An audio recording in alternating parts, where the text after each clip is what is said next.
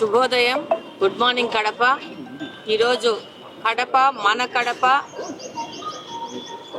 స్వచ్ఛ కడప అనే ఒక ప్రోగ్రామ్ని స్టార్ట్ చేశాం. ఈరోజు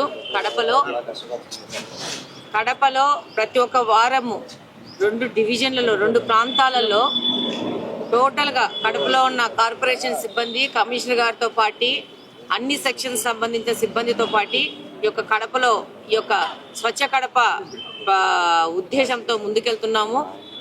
దాని ప్రకారము వచ్చి శానిటైజేషన్ కానీ, కాలువలో పూడికతీత కార్యక్రమాలు కానీ, గార్బేజ్ ఎత్తించడం కానీ, ప్రజలకు ఒక శుభ్రమైన కడపనిచ్చే విధంగా ముందుకెళ్తా ఉంది.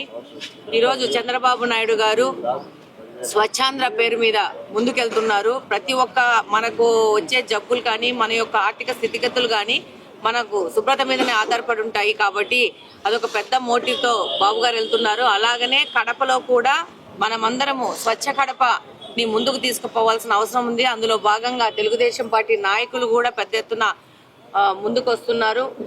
అలాగనే అధ్యక్షుడు శ్రీనివాసరెడ్డి గారి కూడా ఈ యొక్క స్వచ్ఛ కడపలో భాగంగా ముందుకెళ్తూ దానికి సంబంధించిన సలహాలు ఇస్తున్నారు, ఎలా ముందుకు వెళ్ళాలని చెప్పేసి.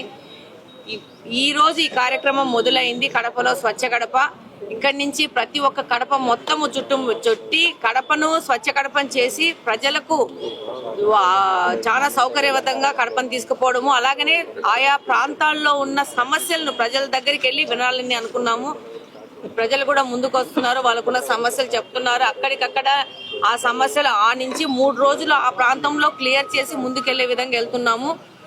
కంప్లీట్ గా కడపని ఒక కొత్త ఫేస్ లిఫ్ట్ తో ముందుకు తీసుకునే విధంగా పనిచేయడానికి కూటమి ప్రభుత్వంలోని ప్రతి ఒక్కరూ భాగస్వాములై పనిచేస్తారని ఈ సందర్భంగా తెలియజేస్తున్నాను. Thank you very much. ప్రతి ఒక్కరూ తప్పనిసరిగా యూట్యూబ్ లోకి వెళ్ళి కడప వార్తను లైక్ చేయండి, సబ్స్క్రైబ్ చేయండి. ఇట్లు మీ జి రమణయ్య, ఎడిటర్, కడప వార్త.